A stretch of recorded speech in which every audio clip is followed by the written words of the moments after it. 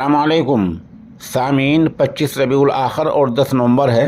आज की खबरों की शुरुआत मरकज़ मस्जिद बहसुमा मेरठ के इमाम ख़तीब कारी मुफ्ती मोहम्मद फ़हीम साहब की तिलावत कलाम पाक से की जा रही है।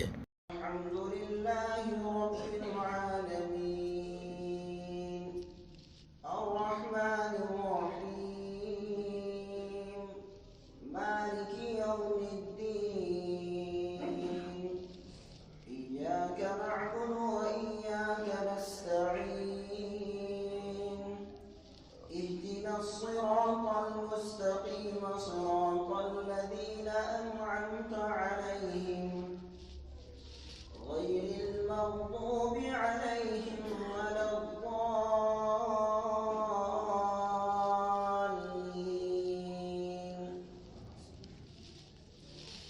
أفلا ينظرون إلى الإبل كيف خلقت وإلى السماء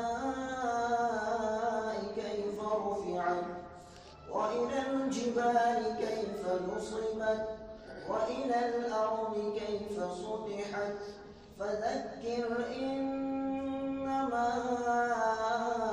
أنت مذكر لست عليهم بمسيطر إلا من تولى وكفر فيعذبه الله العذاب الأكبر إن إلينا إيابهم ثم إن علينا حسابهم.